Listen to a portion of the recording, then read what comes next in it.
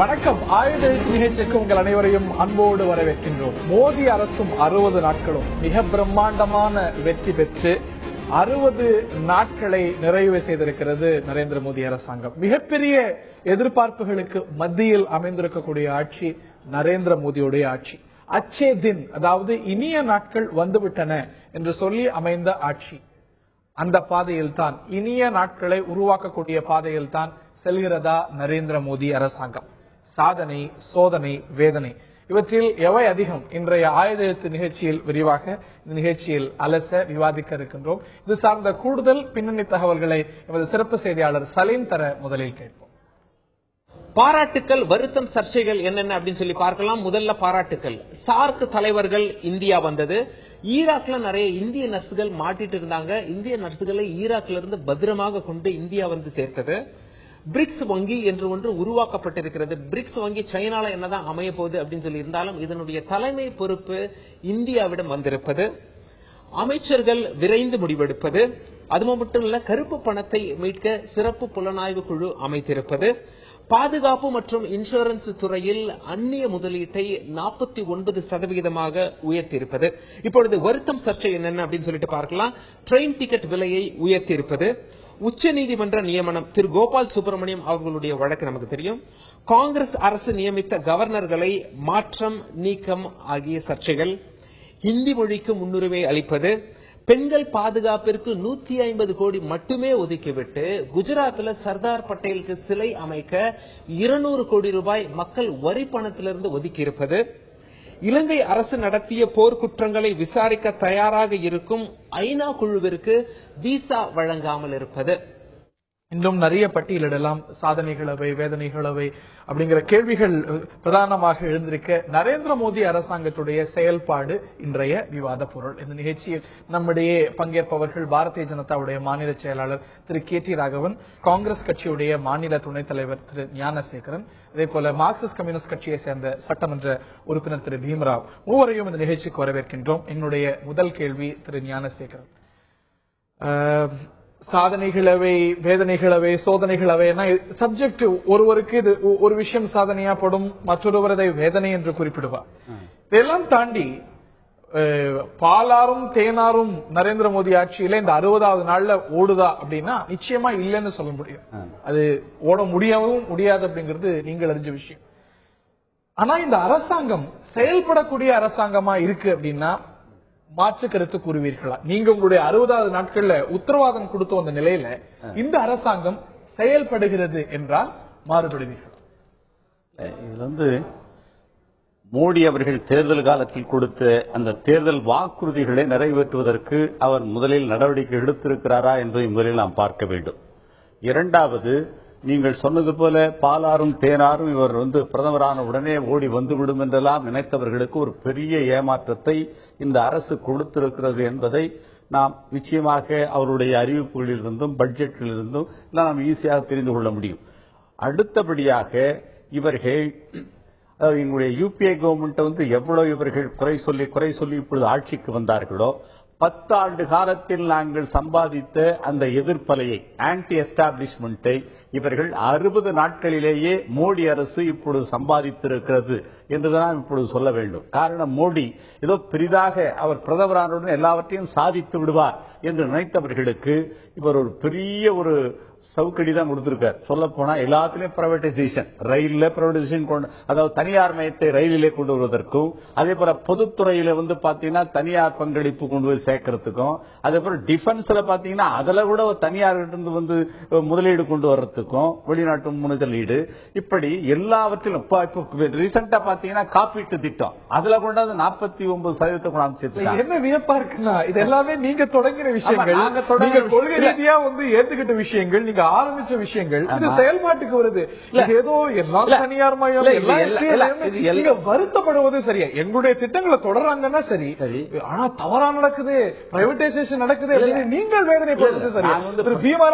புரிந்துக்க முடியல. பிரைவேடைசேஷன் கொண்டாட, அதாவது எதுக்காக கொண்டாடுறா, அன்னைக்கு பொருளாதாரம் அதுல பாதாளத்தில் போகிற போது 1991ஆம் ஆண்டு நரசிம்மராவ் பிரதமராக இருக்கிற போது மன்மோகன் சிங் அவர்கள் நிதியமைச்சராக கொண்டு வந்தோம். அதுல ஓரளவுக்கு நம்ம 26% கொண்டாந்தா இவங்க கொண்டு போய் 49% கொண்டு போய் விடுறாங்க. அப்ப ரயில்ல நாங்க பிரைவேடைசேஷன் கூட அந்த ஜனவரி மாதம் இது அப்ரூவ் செய்யப்பட்டது.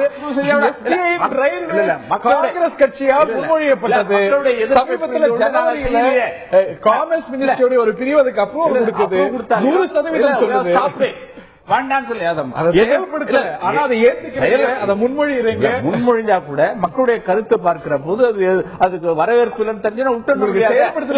ஒரு மாற்றத்தை கொண்டு வர என்று சொல்லி ஆட்சிக்கு வந்தாங்க. மாற்றத்தை கொண்டு வராமல் இவர்கள் என்னன்னா அதை இன்னும் சொல்ல போனா எல்லாத்தையும் பாத்தீங்கன்னா இப்ப வந்த உடனே மத சாயம் எல்லாத்துக்கும் பூசுறாங்க. இப்ப பார்த்தா ரீசெண்டா சிவசேனா எம்பி என்ன பண்றாரு, ஒரு வாயில போய் சப்பாத்தி போட்டு அமுத்துறாரு. அதுக்கப்புறம் பார்த்தா உங்களுக்கு அது ஒரு எம்பி செய்தது மோடியுடைய அரசாங்கத்தை சொல்லிட முடியுமா? இது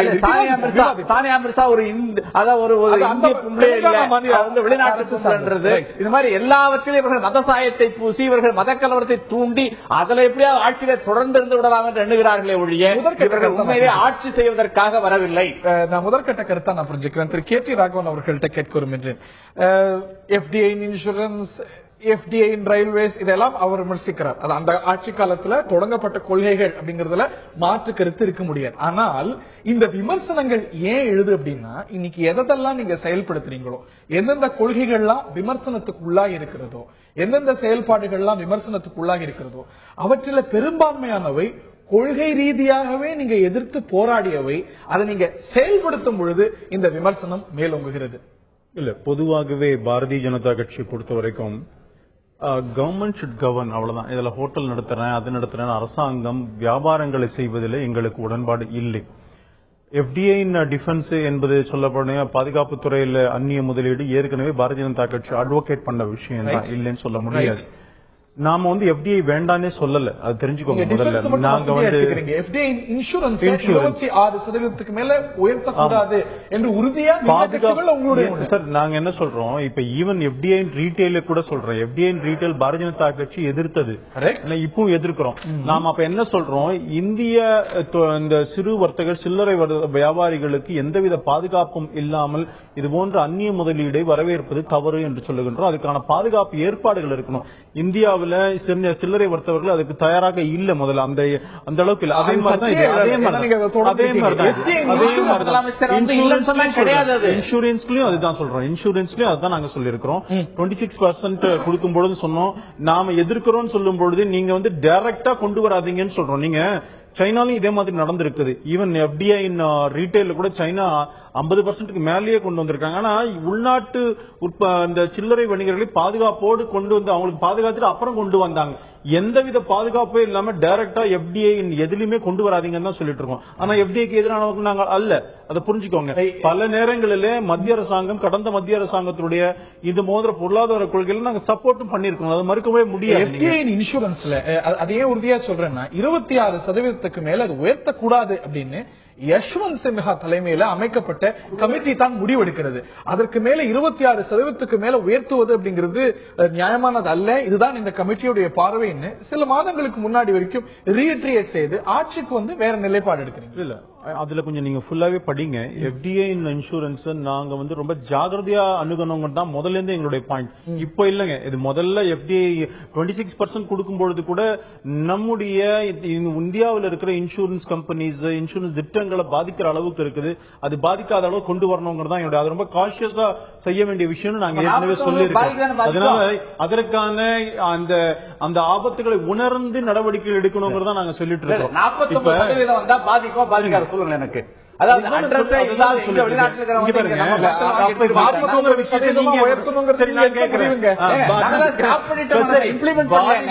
பாதிக்கும் தெரிந்தே இப்ப பிஜேபி சொல்றீங்க, பாதிக்கும் தெரிஞ்ச நீங்க அந்த முடிவு எடுத்தீங்க. அப்போ நீங்க அந்த முடிவு எடுத்தீங்க. அதாவது ஏற்கனவே உங்களுடைய அமைச்சர் தான் அந்த கமிட்டி எடுத்து நிலைக்குழு ஆட்சேபனை பண்ணி 26% மேல உயர்த்தக்கூடாது சில நாட்களுக்கு முன்பாக அந்த அந்த ரிப்போர்ட் எனக்கும் படிச்சிருக்கேன், நானும் படிச்சிருக்கிறேன், இல்லைன்னு சொல்லல. ஆனா முழுக்க படிக்க முடியும். இப்போ யஷ்வந்த் சின்ஹா மாத்திரம் சொல்லலையே, பிஜேபியோட நிலைப்பாடு கூட முதல்ல அப்படித்தானே நாங்களும் சொல்லிட்டு இருக்கிறோம். ஃப்ரம் த பிகினிங் அதான சொல்லிட்டு இருக்கிறோம். நீங்க ஒரு ஆராய்ந்து ஒரு முடிவு எடுத்த பிறகு நீங்க ஒண்ணு புரிஞ்சுக்கோங்க, எல்லா வித பாதுகாப்பு ஏற்பாடுகளும் செய்யுங்கிறோம். அவ்வளவுதான் நாம சொல்றது. அதன் அடிப்படையில நடவடிக்கைகள் எடுக்கணுங்கிறோம். எதுவா இருக்கின்ற நீங்க மார்க்சிஸ்ட் கம்யூனிஸ்ட் கட்சி சார்பா தொடர்ந்து வைக்கக்கூடிய விஷயம், நாணயத்தின் இரு பக்கங்கள், இவங்களுக்கும் உங்களுக்கு வேற கொள்கை இல்லை அப்படின்னு சொல்லியிருக்கீங்க. எஃப்டிஏ எல்லாம் பொறுத்த வரைக்கும் ரீஜியலை தவிர மற்றதெல்லாம் ஆதரிக்கிறேன்னு கிட்டத்தட்ட அவங்க தேர்தல் அறிக்கையிலே சொன்ன விஷயம். மக்கள் நலன் சார்ந்து இந்த 60 நாட்கள்ல எதுவும் நடக்கலன்னு சொல்ல முடியுமா? உதாரணத்துக்கு பட்ஜெட்ல பார்த்தா சாதாரண மக்களும் பயனுடைய வகையில இன்கம் டாக்ஸ் உடைய இந்த ஒரு ஸ்லாப் ஆனது உயர்த்தப்பட்டிருக்கிறது, 80Gல மாற்றம் செய்யப்பட்டிருக்கிறது, மக்கள் நலன் சார்ந்த விஷயங்களும் நடக்கவே செய்திருக்கிறது அப்படின்னா மாறுபடுவீங்களா? இல்ல என்ன சொன்னா, நீங்க ஆரம்பத்திலேயே சொன்னீங்க அச்சே தின் ஆகியான்னு, அபி தோ பச்சா தின் சல் ரஹா ஹூம். ஏன் சொல்றேன்னா மொழிபெயர்த்திருக்க நேயர்களுக்கு தெரியாது. சரி, அதாவது நல்ல நாட்கள் வருதுன்னா இப்ப சர்க்காரோட குழந்தைகள் இதுவா போகுது அப்படின்னு அர்த்தம். அது அதாவது தமிழோட குழந்தை மாதிரி அது போகுது இப்ப சர்க்கார் அப்படின்னு அர்த்தம். எனவே என்னன்னு சொன்னா, நீங்க இதுல சொல்றது நாங்க ஆரம்பத்திலேயே சொன்னது என்ன சொன்னோம் அப்படின்னு சொன்னா, இப்ப நான் சொல்றதை விட மரியாதைக்குரிய சிதம்பரம் அவர்கள் நேற்று பேசியிருக்கிறது சிவகங்கையில கோட் பண்ணா நல்லா இருக்கும்னு நினைக்கிறேன். எந்த காரணத்தை கொண்டும், அதாவது விலைவாசி உயரை குறைப்பேன் என்று சொன்ன பாரதிய ஜனதா கட்சி மற்ற கட்சி, அதாவது அந்த கட்சி பொருளாதாரத்தில் மேம்பாடு அடையாமல், நீங்க அந்த கொள்கையை மாற்றவே முடியாது. எங்க கொள்கையை தான் அவங்க பின்பற்றுறாங்க. எனவே காங்கிரஸ் கொள்கையை பின்பற்றுவதை தவிர பாரதிய ஜனதா கட்சிக்கு வேற ஏதும் வழி இல்லை. இதுதான் குஜராத் மாடல் அப்படின்னு சொல்லி முன்னாள் நிதியமைச்சர் சொல்றாரு. இவங்களை விட பிரில்லியண்டா ஒரு சில விஷயங்களை அவர் பண்ணுவார். அவனோட அர்த்தம் என்ன அப்படின்னு சொன்னா, இன்றைக்கு கூட ஒரு செய்தி வந்திருக்கு, 6,40,000 கோடி ரூபாய் மத்திய அரசு வரியாக வசூல் செய்ய வேண்டியது. அதிகாரிகள் என்ன சொல்றாங்கன்னு சொன்னா, இது எங்களால வசூல் பண்ண முடியாது அப்படின்னு சொல்றாங்க. ஒரு உதாரணத்துக்கு நான் சொல்றாரு. அப்படின்னா என்ன அர்த்தம்? ஒன்னு இந்த பக்கம் எப்படி இருக்குது, இன்னொன்னு செய்தி என்னன்னா, அதே பத்திரிகையில தமிழ் இந்துல தான் அந்த பத்திரிகை செய்தி என்ன சொல்லுதுன்னா, 5 பைசாவுக்காக, வெறும் 5 பைசாவுக்காக 41 ஆண்டுகள் ரன்பீர் சிங் என்ற ஒரு போக்குவரத்து தொழிலாளர், டெல்லி போக்குவரத்து கழகம் 41 ஆண்டுகள் 5 பைசா ஒரு டிக்கெட்டை கம்மியா கழிச்சு கொடுக்குறாங்க. 5 பைசா அந்த அவருக்கு நஷ்டம் வந்து விட்டது சர்க்காருக்கு என்று சொல்லி 41 ஆண்டுகளாக வழக்கு தொடுக்கிறது. அப்படி என்ன, இவங்க வருவாய் என்பது கருப்பு பணத்தை கைப்பற்றும் சொன்னாங்க. இன்னும் ஜேட்லி அவர்கள் கூட பாராளுமன்றத்தில் நிறைய சொல்றாரு. அதுக்கப்புறம் என்ன, இன்னொன்னு ரொம்ப சிம்பிளா சொல்லலாம். அண்ணன் கூட சொன்னார் 49% டிஃபென்ஸ்ல இருந்து. நம்முடைய ராணுவம் ஏற்கனவே கோபா சூழல் சம்பந்தமா நமக்கு தெரியும். ஹெலிகாப்டர்ல 36,000 அடி உயரத்திற்கு பறக்க வேண்டிய ஹெலிகாப்டரை 26,000 அடி உயரம் பறந்தால் போதும் என்று அப்பதே நாங்க சொன்னோம். அது மன்மோகன் சிங் ஜியோ அல்லது மோடிஜியோ யார் பயணித்தாலும் அது நம்முடைய பிரதமர் ஜனங்க தேர்ந்தெடுக்காங்க. அவரோட உயிருக்கு பாதுகாப்பு வேண்டும். இப்ப 26,000 அடி அது போனா போதும் சொல்லி அதுல ஊழல் நடந்திருக்கு அப்படின்னு சொல்றோம். அப்ப டிஃபென்ஸ் 49% அந்நியருக்கு கொடுத்தா அந்த ஆயுதங்களை தூக்கி கொண்டு போர் தொடுக்க போகும்போது எப்படி இருக்கின்றது? ஒண்ணு, இன்னைக்கு நம்மளுடைய பெரும்பாலான எதுவும் குறிப்பிட்டு நான் சொல்லி முடிச்சிடறேன். இன்னொன்னு என்ன அப்படின்னு சொன்னா, உங்களுக்கு அதே போன்று இன்சூரன்ஸ் 49%. நீங்க ஏற்கனவே சொன்னது ஸ்டாண்டிங் கமிட்டிக்கு போய் அப்புறம் மறுபடியும் 40% எல்லாத்தையும் மாத்திட்டு. இன்னொன்னு இதை விட மோசமானது, நம்முடைய விவசாயிகள் மத்திய அரசு இப்ப சொல்லிருக்கு, மாநில சர்க்கார் உதாரணத்துக்கு ஒரு குவிண்டாலுக்கு 70 ரூபாய் கொடுக்கும் கூடுதலாக ஆதரவு விலை சப்போர்ட்டிங் சார்ஜஸ், ஒரு 70 ரூபாய் கொடுக்கும். அது கூட சன்ன ரக நெல்லுக்கு. அதே மாதிரி மோட்டார் ரக நெல்லுக்கு வெறும் 50 ரூபாய் கொடுக்கும். அதையே மத்திய அரசு கொடுக்க கூடாது. மாநில அரசு நாங்கள் நிர்ணயித்த தவிர ஒரு பைசா கூட கொடுக்க கூடாது. அப்படி கொடுத்தால் மாநில அரசிலிருந்து நாங்கள் நெல் கொள்முதல் செய்ய மாட்டோம் சொல்றாங்க. அதனோட அர்த்தம் என்ன? விவசாயிகள் எப்படி போனாலும் பரவாயில்லை. அப்ப வந்த 41வது நாள் நமக்கு தெரியும், வந்த உடனே பெட்ரோல் விலை ஏறிச்சு, டீசல் விலை ஏறிச்சு 50 காசுன்னு சொல்லி. அதுக்கப்புறம் 41வது நாள் இந்த நாட்டில் நடந்தது எல்லாம் தெரியும். ரயில்வே பட்ஜெட்டுக்கு முன்னாடி அது ஒரு ஜனநாயகமா? பட்ஜெட் பார்லிமெண்ட் கூட்டுவதற்கு முன்னாடியே விலைகளை தாறுமாறாக உயர்த்துவது, ஒரு ஜீவ ஊனமாக எல்லாத்தையும் முடிச்சுட்டு அப்புறம் பார்முலா அது நடத்துவது என்பது இது அவங்க சொன்ன கோரிக்கையில். அதுதான் நான் சொன்னேன், இதுதான் அச்சய தின்னான்னு நீங்க கேள்வி எழுப்புறீங்க. திரு ராகவன் நிச்சயமாக இதற்கு பதில் சொல்ல விழைவார். தமிழகம் சார்ந்தும் தமிழக கோணத்திலையும் இந்த மோடி அரசாங்கத்துடைய 60 நாட்கள் செயல்பாட்டை விரிவாக அலச விவாதிக்க வேண்டியிருக்கிறது.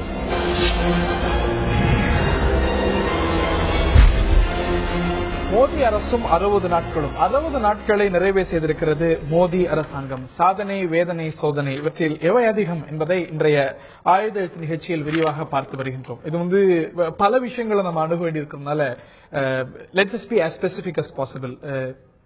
ஜெனரலைஸா பேசாம ஒரு இஷ்யூவா நம்ம எடுத்து பேசுவோம். அப்பதான் நிறைய இஷ்யூ நம்ம ஹேண்டில் பண்ண முடியும்.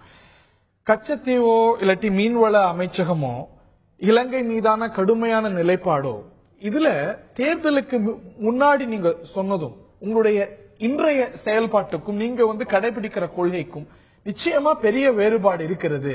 சொல்லொன்று செயலொன்று அப்படின்னு நீங்க ஏத்துப்பீங்களா? கண்டிப்பா ஏத்துக்க மாட்டேன். பாரதிய ஜனதா கட்சி முதல்ல இருந்தே சொல்லிருக்கணும் இது லாங் டேர்ம் சொல்யூஷன் இதுக்கு கொண்டு வரணும்னு சொல்லிட்டு.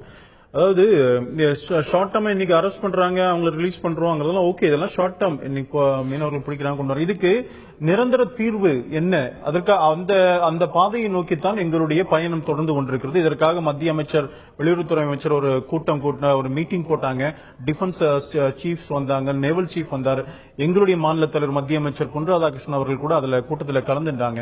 சில செயல் திட்டத்தை நாம அதை பத்தி பிளான் பண்ணி இருக்கிறோம். பெரேஸ் கூட வெளியுறவுத்துறை அமைச்சர், இலங்கை வெளியுறவுத்துறை அமைச்சர் இங்க வரும்போது அதை பத்தி டிஸ்கஸ் பண்ணிருக்கோம். எங்களை பொறுத்த வரைக்கும் நிரந்தர தீர்வை நோக்கி அந்த கச்சத்தீவு, இந்த மீனவர்கள் பிரச்சனை போய்கொண்டு இருக்கிறது. தீர்வு வரும். செயல்படுறீங்களா அப்படின்னா ஆமான்னு சொல்லலாம். ஆனா இந்த விஷயங்கள் கச்சத்தீவை மீட்போம் அப்படின்னீங்க. ஆனா கச்சத்தீவு இன்னைக்கு யூபி அரசாங்கம் என்ன எடுத்தது, ஸ்ரீலங்காவோடது அப்படிங்கிற ஒரு நிலைப்பாட்டை இந்த அரசாங்கம் தொடருது. UNHRC-ல இலங்கை மீது அந்த தீர்மானத்தை இலங்கைக்கு எதிராக வாக்களிக்கணும் அப்படின்னீங்க. அதை வாக்களிச்சோம்னு சொல்லி அதை திருப்பி இன்னைக்கு ரீட்ரேட் பண்ணி அந்த கொள்கை தான் எங்களுக்கு, அதனால விசா கொடுக்க மாட்டோங்கிற மாதிரி ஒரு நிலைப்பாடு எடுக்குதுங்கிற ஒரு குற்றச்சாட்டு எழுந்திருக்கிறது. இதுலெல்லாம் தேர்தலுக்கு முன்பாக ஒரு நிலைப்பாடு அல்ல, தமிழக பாஜக ஒரு நிலைப்பாடு, மத்திய அரசாங்கம் நீங்க வைத்த கோரிக்கைக்கு மாறான செயல்பாடு அப்படிலாம் கிடையாது. எங்களுடைய தலைமை, மத்திய தலைமைக்கு சொல்லிருக்கிறோம். அவங்களுக்கும் தெரியும் தமிழக பாரதிய ஜனதா கட்சியுடைய நிலைப்பாடு என்னன்னு தெரியும். அதனால தான் நான் சொல்றேன், UNHRC ரெசல்யூஷன்ஸ் அதெல்லாம் வரும்பொழுது will cross the bridge when it comes. இப்போ இன்னும் அதனுடைய இது இன்னும் இல்ல. சர்வதேச விசாரணை வேணும்னு தேர்தல் முன்பாக ஒன்னும் சந்தேகமே இல்லை. நாங்க அதை ஆதரிக்கவே இல்லையே, ஆதரிக்க மாட்டோம். நீங்க ஏன் இப்போ நீங்க காசால இந்த மத்திய அரசாங்கம் சப்போர்ட் தானே பண்ணி இருக்குது. அதுக்குள்ள இப்பவே எப்படி சொல்லுவீங்க அந்த மாதிரி நடக்காதுன்னு? ஒரு சர்வதேச விசாரணையை நாங்க ஏற்கனவே மத்திய வெளியுறவுத்துறை ஒரே ஒரு விஷயத்தை புரிஞ்சுக்கோங்க. மத்திய அரசாங்கம் மீண்டும் இதை பத்தி நாம இதே இந்த விவாதத்திலே நாம பேசியிருக்கிறோம். அதுல பொறுத்த வரைக்கும் மத்திய அரசாங்கம் அன்னைக்கு வெளியுறவுத்துறை அமைச்சர் சுஷ்மா ஸ்வராஜ் அவர்களும் பெரேஸ் அவர்களும் பேசும் பொழுது அதற்கு அன்றைக்கு அபிஷியல் ஸ்போக்ஸ் பர்சன் அக்பருதீன் சொல்லும் பொழுது இந்த மீனவர் பிரச்சனை பற்றி பேசியிருக்கிறோம் சொன்னாங்க. ஆனால் இலங்கை அரசு அது மாதிரி இதை பத்தி இந்தியா உத்தரவாதம் கொடுத்திருக்கிறது என்று இலங்கை அரசாங்கம் சொன்னது. நம்முடைய இந்திய அரசாங்கம் அந்த ஸ்டாண்டை எடுக்கல. அதை பத்தி அக்பருதீன் எதையும் சொல்லல சொல்லிருக்காரு. அதாவது மீனவர் விவகாரத்தை பத்தி சொல்றீங்க. UN ரெசல்யூஷனை பொறுத்த வரைக்கும் எப்படி மார்ச்ல வாக்களித்தோமோ அதே பொசிஷன் தான் இன்னைக்குன்னு சொல்றாரு. சொல்றீங்களா? நீங்க திருப்பி மீண்டும் இந்த ஆர்குமெண்ட் நம்ம ஏற்கனவே பண்ணி இருக்கிறோம்.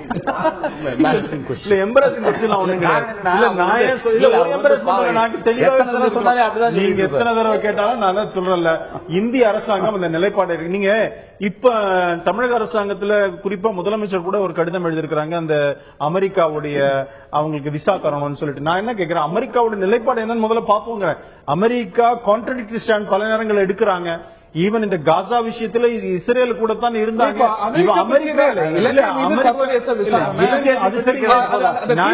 ஆதரிக்கணும் அப்படின்னு ஆதரிக்காதத இந்த அரசாங்கம் நியாயப்படுத்தி இல்ல இதுதான் எங்களுடைய பொசிஷன் அதே பொசிஷன். நான் என்ன சொல்றேன், அது வரும் பொழுது தெரிந்து கொள்ளும் இந்தியாவுடைய நிலைப்பாடு தெரிந்து கொள்ளும். அக்பருதீன் பாருங்க, மீண்டும் சொல்லுகின்றேன், அந்த டிவியில அது ஒளிபரப்பான விஷயத்தை நான் பார்த்தேன். உங்களோடு கூட விவாதத்தில் கூட அதை பத்தி நான் சொல்லியிருக்கேன்.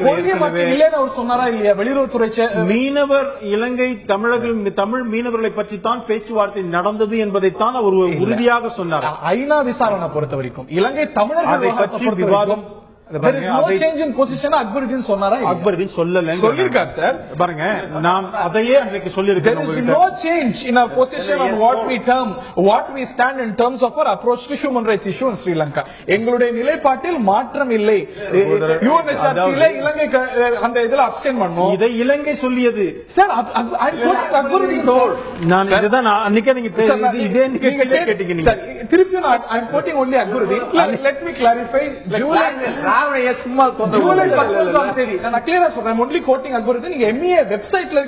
தெளிவுபடுத்தலாம்.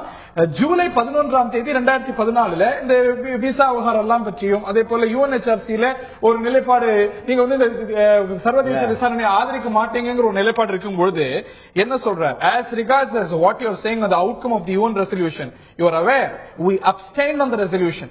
Yes, we abstained. Correct. We also voted against the specific para which was wanting to send a team.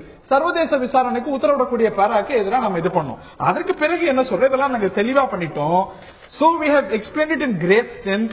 There is no change in our position on what we stand அப்படிங்கிறது. எங்களுடைய நிலைப்பாட்டில் மாற்றம் இல்லைங்க. அன்றைக்கு யூபிஏ அரசாங்கம் எடுத்த நிலைப்பாடு அதுதானே. இன்னைக்கு மாற்றம் இல்லை. மாற்று வரும்பொழுது பாருங்கன்ற இன்னைக்கு அது பாருங்க. இன்றைக்கு யூஎன் ரெசல்யூஷனே வரல, டிஸ்கஷனுக்கே வரல. அதுக்கு மேல இல்ல நீங்க அரசாங்கத்தோட நிலை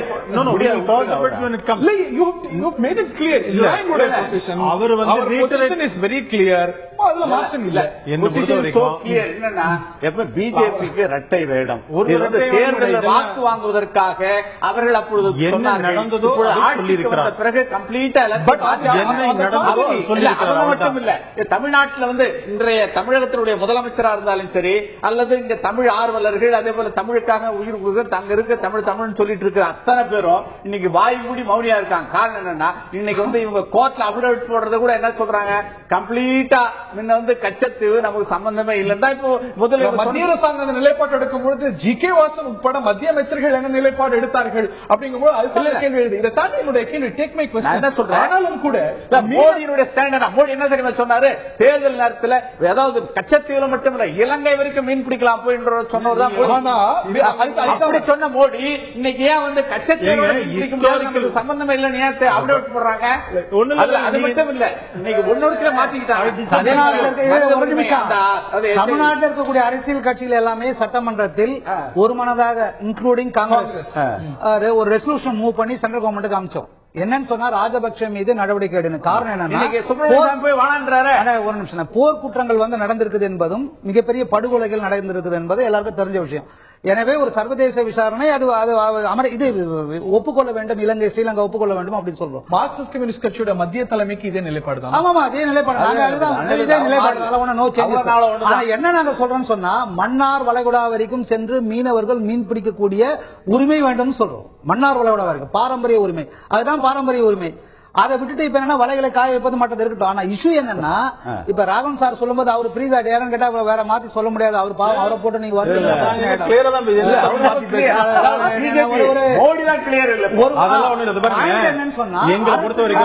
அரசுக்கு ஒரு கொள்கை இருக்கிறது, முடிச்சிடறேன். அரசுக்கு ஒரு கொள்கை இருக்கிறது, கட்சிக்கு ஒரு கொள்கை இருக்கின்ற மாதிரி தான் இருக்கிறாங்க.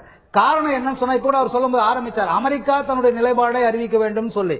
அப்புறம் அமெரிக்கா ஃபாரின் பாலிசி இப்ப எதை டிபெண்ட் பண்ணி இருக்கு அப்படின்னு சொன்னா, நம்முடைய சொந்தமான அந்த வெளியுறவு கொள்கை என்பது ஒரு நாட்டின் வெளியுறவு கொள்கை, அதாவது அமெரிக்காவின் வெளியுறவு கொள்கை சார்ந்தே நான் நிற்பேன் என்பது. அமெரிக்கா நிலைப்பாடு எடுக்கும்போது அதை சார்ந்து எடுத்தோமா, சார்ந்துதான் இவங்க எடுக்கிறாங்க. அமெரிக்கா ஒரு தீர்மானத்துக்கு எதிராக வாக்களிக்கிறது, ஆனா இந்தியா பாலஸ்தீனுக்கு ஆதரவு வாக்களிக்கிறதா. இப்ப இஸ்ரேல் நடக்கும். இப்ப இஸ்ரேல் பாலஸ்தீனத்தை தாக்குதல் நடத்தும் போது வாய் மூடி மௌனியாக இருக்கிறது யாரு?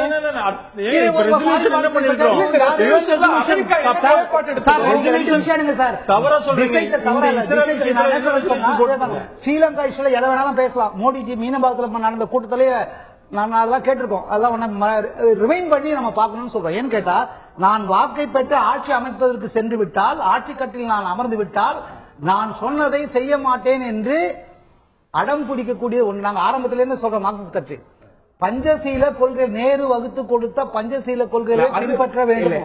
பாலஸ்தீன் விஷயத்துல பஞ்சசீல கொள்கையிலிருந்து மாறுபாடு செஞ்சாங்களா? நீங்க என்ன கோரிக்கை விஷயங்களோ அதை இந்திய அரசாங்கம் செய்தது. இது எப்ப செஞ்சது? இது என்ன பாலஸ்தீன் விஷயத்துல என்ன நிலைப்பாட்டை சிபிஎம் எடுக்க சொன்னதோ, எதை கோரிக்கையாக வைக்க சொன்னதோ அப்படித்தானே வாக்களித்தது இந்த அரசாங்கம். வாக்களிக்கிறது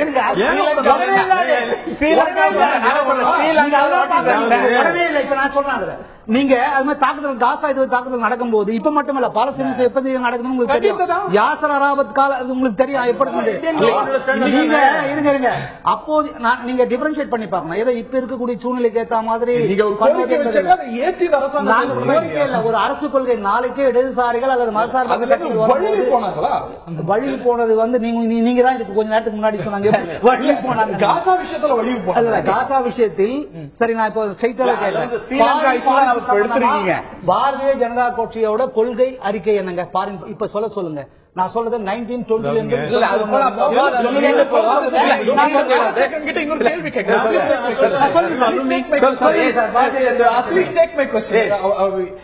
இந்த விஷயத்துல மீனவர் விஷயத்துல இந்த அரசாங்கம் செயல்படவே இல்லைன்னு ஒரு குற்றச்சாட்டை சொல்லிட முடியுமா? போன ஆட்சியில மீனவர்கள் கைது செய்யப்படுவார்கள், கண்ணீர் போராட்டம் நடக்கும், முதலமைச்சரோட ஸ்பெஷல் செல்லுக்கு கோரிக்கைகள் வரும், தொடர்ந்து சிறையில் இருப்பாங்க. ஆனா இப்பொழுதும் கைதுகள் நடக்கிறது. ஆனா கைது நடக்கிற வேகத்துல விடுதலையும் நடக்குது. ஏறத்தாழ 175க்கு மேற்பட்ட மீனவர்கள் விடுதலையும் செய்யப்பட்டிருக்கிறார்கள். அப்படிங்கும்போது இந்த அரசாங்கத்துடைய செயல்பாட்டுக்கு கிடைத்த வெற்றியை பாத்தீங்கன்னா மீனவர்கள் விடுதலை செய்யப்பட்டார்கள், அவர்களுடைய படகுகளும் விடுவிக்கப்பட்டன. ஆனால் இப்பொழுது பிஜேபி ஆட்சியில படகுகள் விடுவிக்கப்படவில்லை சொன்னா அப்போ இப்போ சுப்பிரமணியசாமி உங்களுடைய டீம் அவர் ஒரு தலைவர் ஆயிட்டார் பிஜேபி சேர்ந்து. இப்போ அவர் போயிட்டு பிஜேபி தலைவரோட சேர்ந்து இங்க உங்களுக்கு ராஜபக்சே சந்திச்சு முழுசா அவருக்கு ஆதரவு தெரிவிச்சுட்டு வராருன்னு சொன்னா உங்களுடைய கொள்கை என்ன? அதாவது ராஜபக்சே எடுக்கக்கூடிய அத்தனை முடிவுகளை சப்போர்ட் பண்ணு சொல்லிட்டு அங்க போய் ஸ்ரீலங்காவில் போய் பேசிட்டு வரக்கூடிய இவர்கள் அங்க ரெட்டனாக்கு அங்க ஒண்ணு சொல்றாங்க. உங்களுடைய பாராளுமன்ற தமிழர்களுக்கு நீலி கண்ணீரை முதலில் பாராளுமன்ற உறுப்பினர் ஆர்வம் போய் சந்திச்சாரு. இவர பாராளுமன்ற உறுப்பினரா பாரதிய ஜனதா கட்சி ஒரு பாராளுமன்ற குழு போய் நாம் கொடுத்த அந்த பணம் இருக்கு 60,000 கோடி பணத்தை கொடுத்திருக்கோங்க. அந்த பணத்தை எப்படி செலவிட்டாங்க கணக்கெடுக்கிறதா போனாங்க. ஆனால் இப்ப சுப்பிரமணியசாமி எதுக்காக போனாரு? மோடியுடைய தூதுவராக சென்று பாரதிய ஜனதா கட்சி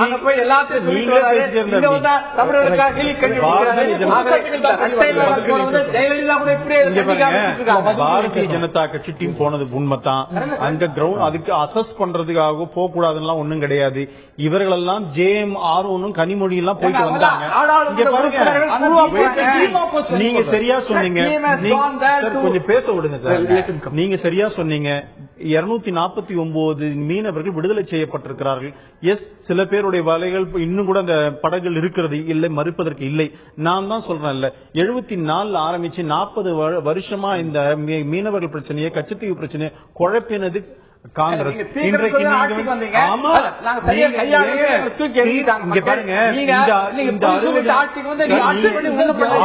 ஆத்திரப்பட்டு பேசினதுனால நீங்க பேசுறதெல்லாம் உண்மைன்னு ஆயிடாது. நான்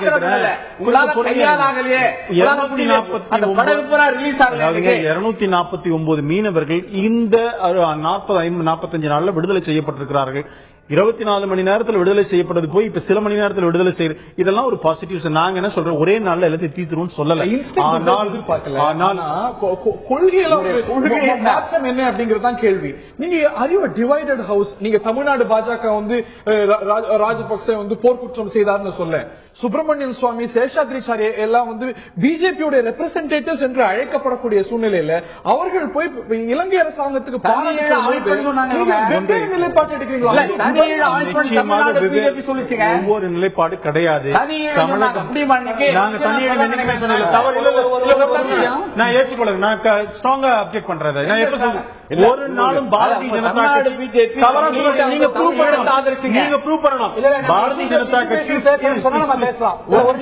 இப்ப ஸ்ரீலங்கா தனிநாடு கோரிக்கை நம்ம எல்லாத்தையும் அது வேற. நான் என்ன சொல்றேன், 2 முறை தமிழக மீனவர்களும் இலங்கை ஸ்ரீலங்கா மீனவர்களும் இங்க பேச்சுவார்த்தை நடத்தினாங்க. 2 முறை பேச்சுவார்த்தை நடத்தினாங்க. அந்த பேச்சுவார்த்தையில் மத்திய அரசு இப்ப அவங்க என்ன அபிடவிட் போட்டிருக்காங்கல்ல, அதாவது ஏற்கனவே இருந்த நிலை தொடரும் அப்படின்னா என்ன அர்த்தம்? கச்சத்தீவுல மீன் பிடிக்கூடிய உரிமை இல்லை என்று மத்திய அரசு தாக்கல் பண்ணிருக்காங்க சுப்ரீம் கோர்ட்ல. இப்ப என்ன 2 மீனவர்களும் பேச்சுவார்த்தை நடத்தும் போது இது என்ன தமிழ்நாடு ஒரு மாநிலமாக பார்க்கப்படுதா அல்லது இந்தியாவின் ஒரு பகுதியாக பார்க்கப்படுதான்னு தெரியல. ஒண்ணு பண்ணிருக்கிறாங்க. யார் சொன்னது?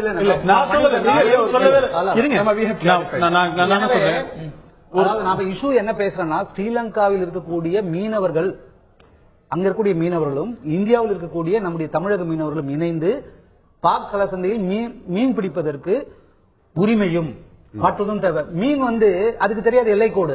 எனவேதான் நம்ம என்ன சொன்னா, மன்னார் வளைகுடா வரைக்கும் மீன் பிடிக்கிற உரிமையை மத்திய அரசு பெற்றுத்தர வேண்டும் நம்ம சொல்றோம். அது வரக்கூடிய பிரச்சனை 2 நாடுகளும் இலங்கை பிரச்சனை கைது செய்யப்படுறது நடவடிக்கை நிலைப்பாடு தெளிவு. இலங்கை அரசியலமைப்பு சட்டத்துக்கு உட்பட்டு அங்கு தீர்வு காண வேண்டும். இலங்கையிலே சிங்களர்களுக்கு எத்தனை உரிமை இருக்கிறோ அத்தனை உரிமை தமிழர்களுக்கு இருக்கிறது.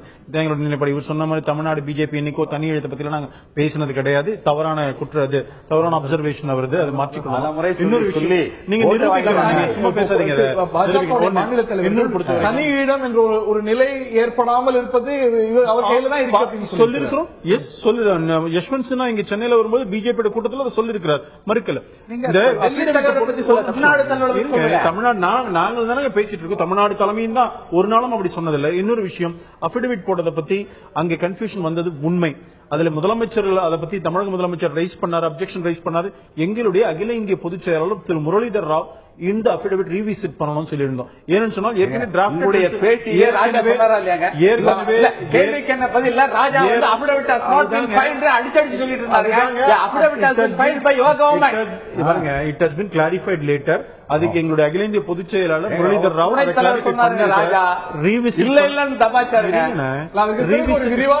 அதுக்கப்புறம் அந்த வேலை நீங்க பார்க்கலாம் போல இருக்கு. பிறகு ஒரு வாதம் நடத்தினோம். ராகவனர்ல வந்து ஆமாம் தாக்கல் செய்தது உண்மை செய்யல அப்படின்னு சொல்ல முடியாது. தாக்கல் செய்தோம் அப்படிங்கிறது அதாவது கொஞ்சம் பார்த்து ஒத்துக்கிட்டாரு. செய்யணுங்கிறது எங்களுடைய டிமாண்ட். இன்ஃபேக்ட் இது சம்பந்தமா பேசியிருக்கிறோம், அரசாங்கத்தோட பேசிட்டு.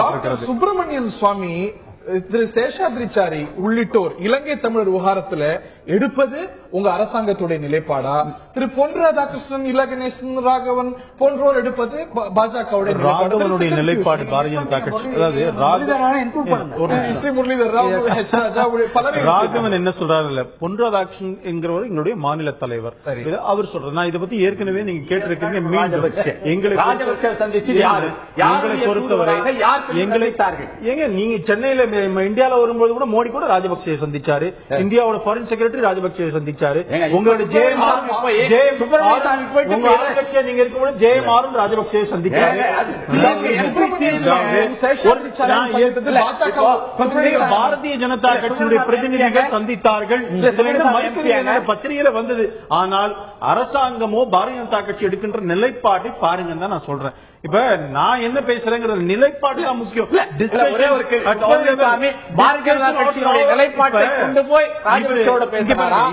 தனிப்பட்ட முறையில் பேசலாம். நான் ஜெயமாறன் ஏன் சந்திச்சாருன்னா பாராளுமன்ற குழுங்க அவர் சந்திச்சது நான் கொஸ்டின் அப்படி கொஸ்டின் நீங்க கேட்டதுனால சொல்றேன். ஒரு குழு போய் சந்திக்குது, அது தவறு நான் சொல்ல வரல. நீங்க நீங்க என்ன செஞ்சீங்க? ஸ்ரீலங்கா ஒரு நாட்டுடைய ஜனாதிபதி இந்த நாட்டுக்கு வரும் பொழுது அவரை சந்திக்க கூடாது, நாம போய் சந்திக்கூடாது.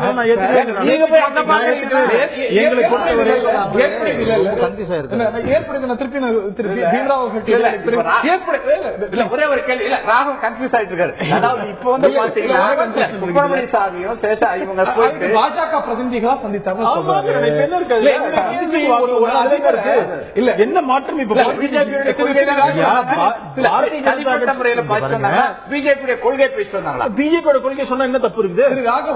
எங்களுடைய நிலைப்பாடு தெளிவுபடுத்த என்ன தப்பு இருக்கு? அப்ப ராஜபக்சேனுடைய நடவடிக்கை பிஜேபி தன்னுடைய நிலைப்பாட்டை ராஜபக்சே இந்த பிஜேபி அரசாங்கம் சொன்ன தவறு என்ன இருக்கு? நீங்க வந்து ஒரு நாட்டுடைய அதிபரை ஒரு கட்சியை சேர்ந்தவங்க சந்தித்தா என்ன தவறுன்னு இன்னைக்கு ஒரு நிலைப்பாடு எடுக்கிறீங்க.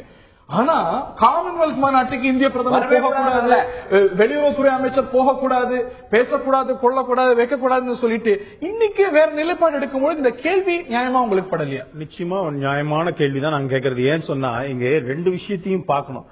Congress government they were part and parcel of the genocide. இந்த அரசாங்கம் நாங்க சொல்லல, மத்திய அரசாங்கத்தை குற்றம். மத்திய அரசாங்கம்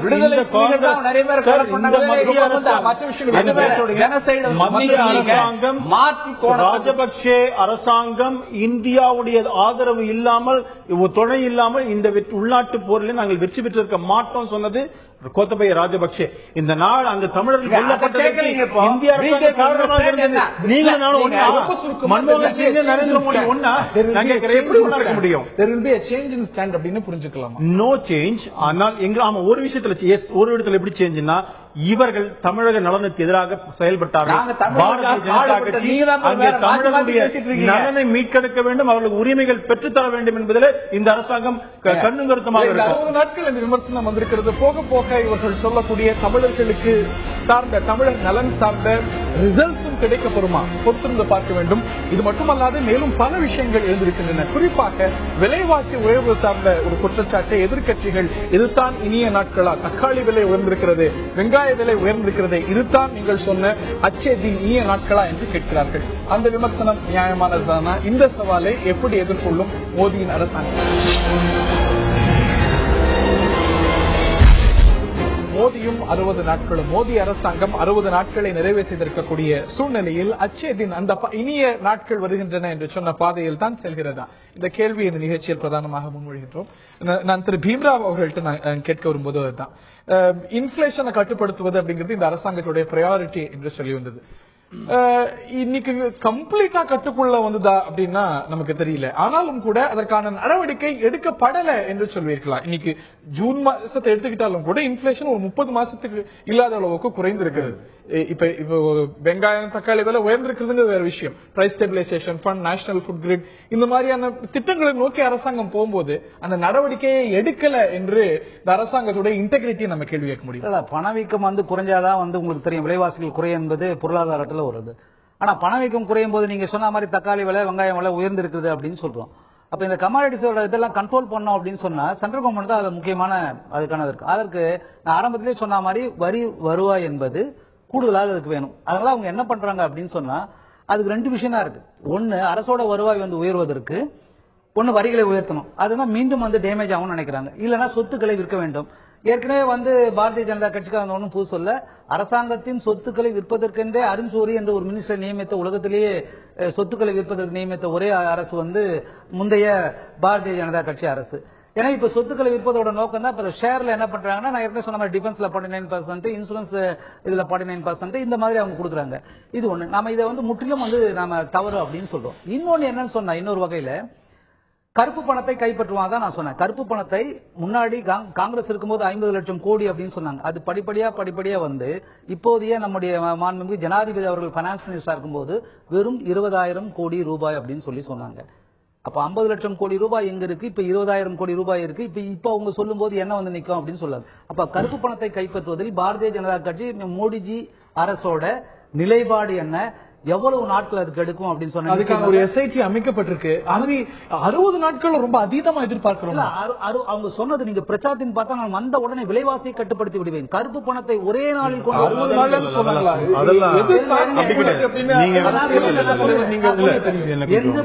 சரி விடுங்க, ஒரே நாள் இல்ல ஒரு வருடம் வச்சுக்கலாம். ஆனா என்ன சொன்னாங்க, ஒரு சாமானிய மனிதன் அவங்க வச்ச கோஷமே இது. நமோ டீ அவங்க சொன்னாங்க, நமோ மீன் கடை அவங்க சொன்னது விலைவாசியை குறிப்பதற்கு அவங்க ஐடென்டிஃபிகேஷன் என்னன்னு சொன்ன, எலெக்ஷனுக்கு முன்னாடி நாங்கள் வந்தால் சாமானியனுக்கு என்ன கொடுப்போம், 1 ரூபாயில டீ கொடுப்போம், எல்லாமே நிறைய சொன்னாங்க. உங்களுக்கு சொல்றேன்,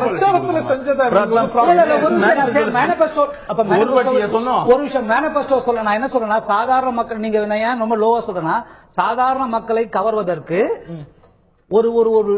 ஒருத்தர் டீ குடிப்பவர் பிரைம் மினிஸ்டர் வரக்கூடாதா என்று இந்திய மக்கள் முன்னாடி வைக்கப்பட்ட கோஷம். அதோட அர்த்தம் என்னன்னா, இந்தியாவில் வறுமை கோட்டுக்கு கீழே, பிபிஎல் கீழே எவ்வளவு உங்களுக்கு தெரியும், எவ்வளவு இப்ப 42 ரூபாய் நான் ஆக்கிருக்காங்க, 37 ரூபாய் நான் ஆக்கிருக்கேன். நான் சொல்லி முடிச்சா அப்புறம் ராகவன் சொல்லலாம். 42 ரூபாய் குற்றச்சாட்டு என்ன? இல்ல என்னுடைய குற்றச்சாட்டு என்னன்னா, இப்போது மோடி அரசு காங்கிரஸ் அரசை விட அவங்க 22 ரூபாய்னாங்க, 32 ரூபாய். இப்போ நகர்ப்புறங்களில் வசிப்பவர்கள் 47 ரூபாய்க்கு மேலே வாங்கினால் அவர்கள் வறுமை கோட்டுக்கு மேலே வந்து விட்டார்கள். பிகமே மில்லியனர். அப்புறம் அவர் 32 ரூபாய் நான் அவங்க வார்த்தையில சொல்றேன், எனக்கு எந்த வித சலுகையும் கிடைக்கலன்னு சொன்னா அதுதான் அர்த்தம். அது எனக்கு இப்ப உதாரணம், நான் ஒரு விவசாயிங்க, நான் விவசாயம் செய்யறேன். நான் என்னுடைய விளைச்சல் மார்க்கெட்டுக்கு ஆன்லைன் நான் முடிக்கிறேன். விவசாயிகள் பிரச்சனை மட்டும் சொல்லி விலைவாசி என்னன்னு சொன்னா விவசாயிகள் பிரச்சனையில் நான் ஆரம்பத்தில் சொன்னேன், கோதுமையிலே வட இந்தியாவில் கோதுமை அதிகம் பயன்படுத்துறாங்க, தென்னிந்தியாவில் நெல்லை பயன்படுத்துறாங்க, அரிசியை பயன்படுத்துறாங்க.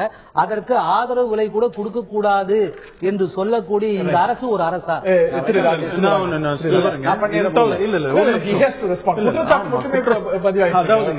பதுக்கல்களை தடுக்க வேண்டும் என்பதற்காக ஒரு அரசாங்கம் முயற்சி செய்திருக்கிறது, எடுத்திருக்கிறோம். அதே போல பிரைஸ் ஸ்டெபிலைசேஷன் ஃபண்ட் நீங்க நல்லா கரெக்டாவே சொன்னீங்க.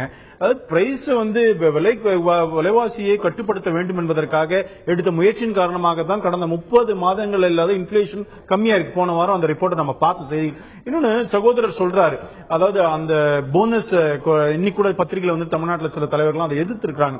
அது தவறு. இப்ப டீசென்ட்ரலைஸ்டு கிரெயின் ப்ரொக்யூர்மெண்ட் பிளான் ஒரு பிளான் இருக்குது. அதுதான் வந்து நம்முடைய தமிழ்நாடு, வெஸ்ட் பெங்கால், ஒரிசா போன்ற மாநிலங்கள்லாம் அதுல இருக்கிறாங்க. MOE signed with central government, state government ரெண்டும் சேர்ந்து. அதுல மினிமம் சப்போர்ட் பிரைஸ் ஒன்னு இருக்கு. அந்த மினிமம் குறைந்த ஆதரவு விலை அதை தாண்டி கொடுக்க கூடாதுன்னு சொல்லிருக்கு. இந்த அரசாங்கம் எல்லா அரசாங்கமும் சொல்லிட்டு இருக்கிற விஷயம் தான் அது. இதை வந்து நீங்க மினிமம் சப்போர்ட் பிரைஸ்க்கு மேல கொடுக்காதீங்கன்னு சொல்றதுல ஒன்னும் தப்பு இல்லையே. இன்னொன்னு அதற்கு மேல அந்த மினிமம் சப்போர்ட் கொஞ்சம் அமைதியா இருங்க. மினிமம் சப்போர்ட் பிரைஸ் கூட இல்ல, நேர்மையா பேசணும். தெரிஞ்சுதான் பேசுறேன். மினிமம் சப்போர்ட் பிரைஸ் கூட பல விவசாயிகளுக்கு போவதில்லை. அதில் நடுவில் இடைத்தரகர்கள் பெரிய பெரிய விவசாயி தான் அடிக்கிறாங்க தவிர மினிமம் சப்போர்ட் பிரைஸ் அவங்களுக்கு போறதில்லைங்கிறது மாத்திரம் இல்ல, இந்த போனஸ் கூட அவங்களுக்கு போறதில்லை. அரசாங்கம் சொல்ற ஒரு விஷயம் இல்ல,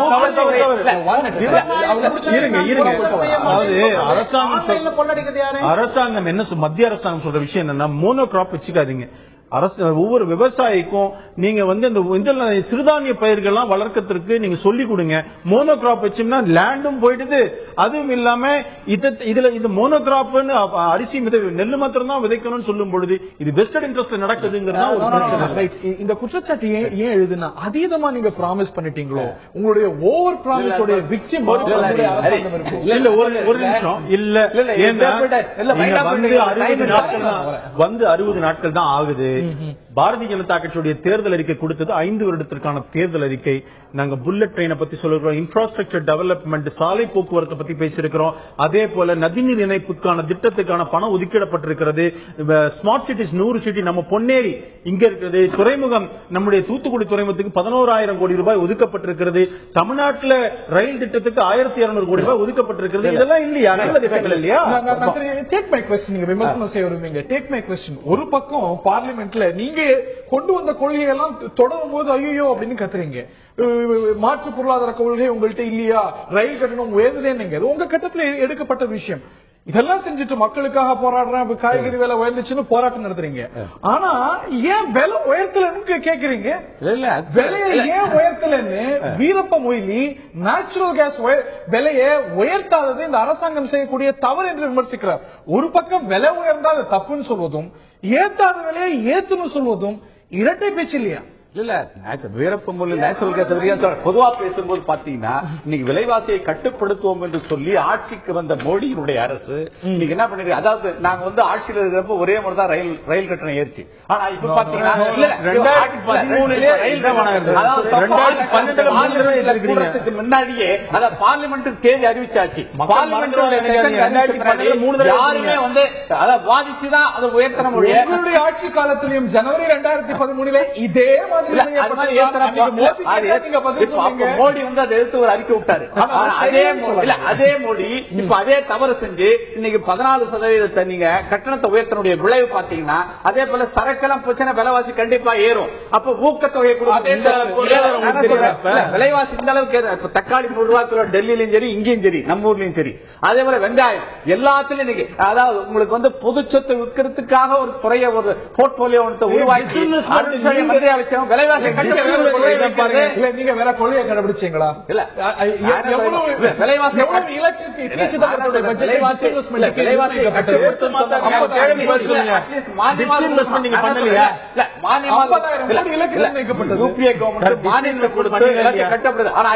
மானியத்தை குறைப்பதற்காக ஒரு ஆணையத்தை வைக்க போறாங்க. அதே போல எல்லாத்துக்கும் ஆணையம் வச்சு எல்லாத்தையும் அதாவது ஃபாரின் இன்வெஸ்ட்மெண்ட் எல்லாம் கொண்டாந்து உள்ள விட்டுட்டா கண்டிப்பா விலைவாசி ஏறும். ஏற்க ரயில் கட்டணத்தை உயர்த்தி இருக்கிறார்கள், பெட்ரோல் கட்டணம் அதே போல டீசல் கட்டணம் உயர்த்தி இருக்கிறார்கள், கேஸ் கட்டணத்தை உயர்த்தி இருக்கிறார்கள். இப்படி மக்கள் விரோத அத்துணையை செய்து கொண்டிருக்கக்கூடிய மோடி அரசு கூடிய விரைவில் வீழ்ச்சி அடையும் என்பதில் எள்ளளவு ஐயமில்லை. அவரை விமர்சிப்பீங்க, ஆனால் இந்த ஒரு குற்றச்சாட்டை காங்கிரஸ் என்று சொல்கிறது. தார்மீக உரிமை பொறுப்பு காங்கிரசுக்கு இந்த தார்மீக உரிமை நாங்க சொல்றேன். நாங்க அப்படி தப்பு பண்ண மாத்தி அமைச்சீங்க. இன்னைக்கு ஆட்சிக்கு நீங்க என்ன சொல்லி வந்தீங்க? விலைவாசியை கட்டுப்படுத்தும். இன்னைக்கு ஏன் கட்டுப்படுத்தல கேக்குறீங்க? நேச்சுரல் கேஸ் விலை உயர்வை தள்ளி போட்டோம். ஐயோ தள்ளி போட்டிருக்கீங்களே, உடனே உயர்த்துங்கன்னு சொல்லுவது வேற யாரும் இல்ல, அந்த துறையுடைய அமைச்சர் அந்த வீரப்ப மொய்லி. இது ரெட்ட பேச்சுல உயர்த்தினா ஏன் உயர்த்தினு கேக்குறது, உயர்த்தாட்டி ஏன் உயர்த்து இல்ல. நேச்சுரல் கேஸ் வந்து உங்களுக்கு வந்து எடுக்கிறப்ப அது சரியான காரணம் சொல்றேன். வீரப்ப மொய்லி அவர்கள் மினிஸ்டரா இருக்கும்போது, அதாவது இந்த கியூபிக் இதுன்னு சொல்லுவாங்க, அதாவது பிரிட்டிஷ்ல தான் இன்னும் வந்து டாலர், அதாவது ஒரு கியூபிக் இதுக்கு $2.2 இருந்ததை $8.4 உயர்த்தி கொடுத்தது யார் அப்படின்னு சொன்னா சர்வதேச விலைக்கு. அதாவது இது பெருங்குடியில் இருக்கக்கூடியதுக்கும் தினத்தந்தி ஆபீஸுக்கும் வரக்கூடிய ரேட்டும், அதே மாதிரி வேலூர்ல இருந்து தினத்தந்திக்கு வர ஆபீஸும், அதாவது செலவும் ஒன்று என்று சொன்னால் ஏற்றுக்கொள்ள மாட்டார்கள். இது மாதிரிதான் சொன்னாங்க. சர்வதேச விலையை என்ன மாதிரியோ அது மாதிரிதான் எங்களுக்கு கொடுக்கணும். அப்போ ஒரு டாலர் $2.4 இருந்தது $8.2 வீரப்ப மொய்லி அவர்கள் உயர்த்தினார். தான் எடுத்த கொள்கைக்கு விசுவாசமாக இருக்க வேண்டும். யாருக்கு? அந்த நிறுவனத்திற்கு. குறிப்பாக சொல்லணும், ஒரு நிறுவனம் பேர் சொல்ல விரும்பல, யாருக்கு விசுவாசமாக இருக்க வேண்டும், அதுக்கு லாபம் வர வேண்டும் அதை கடைபிடிக்கிறார். அந்த விஷயத்துல இந்த அரசாங்கம் அந்த விலை உயர்வை தள்ளி போட்டது அப்படிங்கிறதுக்கு நீங்க இந்த அரசாங்கத்துக்கு கிரெடிட்ஸ் கொடுப்பீங்களா? அதாவது இவங்க ரெண்டு பேரும் ஒரே காமராஜ் சாரோட பாஷையில சொன்னா மொழியில சொன்னா ஒரே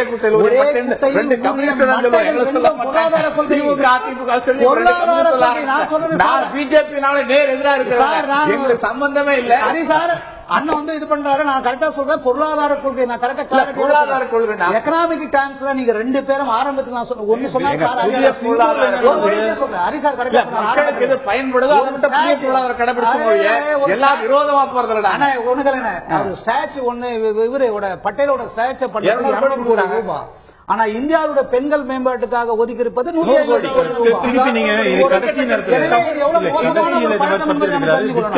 டிஸ்கஷன் பெரிய லெவல்ல தான் கொண்டு போனது. நீங்க கடைசி நாட்டுக்காக போராடியவர், சுதந்திரத்துக்காக போராடினது, நீங்க எல்லாத்தையுமே பேச முடியாதுங்க. நீங்க இதுவும் தேவை அதுவும் தேவை. பாதுகாத்தாகணும், டூரிசம் டெவலப்மெண்ட் பண்ணி ஆகணும், ஹெரிட்டேஜ் பாதுகாக்கணும்.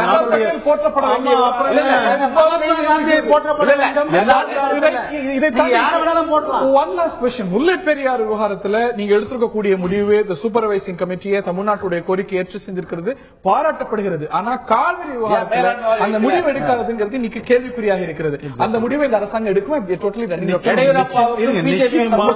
நிச்சயமாக எடுக்கும்.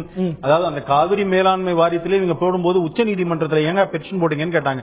ஆனா இந்த முல்லை பெரியார்ல அந்த நடுவண் அரசு போட்டு அந்த கமிட்டியில அங்க போய் கவுண்டர் ஃபைல் பண்ணாங்க, அதை டிஸ்மிஸ் பண்ணுச்சு. இன்னைக்கு 142 அடி உயரத்துக்கு எல்லா வேலையும் பண்ணிருக்கீங்க. அது மத்திய அரசாங்கம் இவங்க அரசாங்கமா என்ன பண்ணிருப்பாங்க, கேரளாவை தூண்டி விட்டு பெட்டிஷன் போட்டு இருப்பாங்க. அதனால அது சரியாக காவிரியிலும் இருக்கு.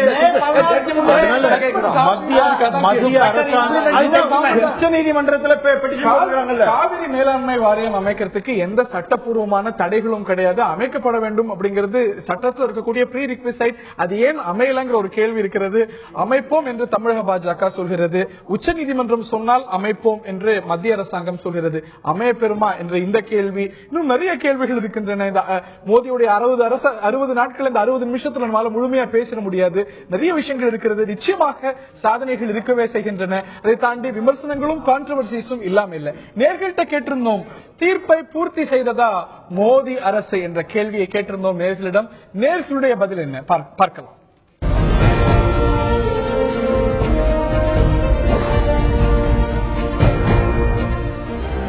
மக்கள் அளித்த தீர்ப்பை பூர்த்தி செய்ததா மோடி அரசாங்கம் என்ற கேள்விக்கு ஆம் செய்திருக்கிறது என்று 30%, இல்லை செய்யவில்லை என்று 62%, ஓரளவுக்கு செய்திருக்கிறது என்று 8% சொல்லியிருக்கிறார்கள். 60 days ரொம்ப குறைவான நாட்கள் தான். இந்த நிலை, இந்த ஒரு குறைபாடு இருக்கவே செய்கிறது இல்லை என்பதை கணிசமாக 62% சொல்லியிருக்கிறார்கள். இந்த நிலை மாறுமா, குறைகளை எல்லாம் பூர்த்தி செய்யுமா வரக்கூடிய நாட்கள்ல, அச்சே தின் இனிய நாட்கள் வருகின்றன என்ற பாதையில் தான் செல்கிறதா, இன்னும் அதற்காக நிறைய கசப்பு மருந்துகளை விழுங்க வேண்டியிருக்குமா இந்த நாடு? இந்த கேள்விகள் எல்லாம் ஒரு பக்கம் எழுந்திருக்க ஒரு நீண்ட விவாதம். 60 நிமிஷத்துல 60 நாட்களை பற்றி நம்மளால விவாதிக்க முடியல. இன்னும் நிறைய அம்சங்கள் இருக்கிறது. நிகழ்ச்சியில பங்கு பெற்ற பீமாராம், ஞானசேகரன், KT ராகவன் மற்றும் பார்த்த நேயர்களுக்கு நன்றி.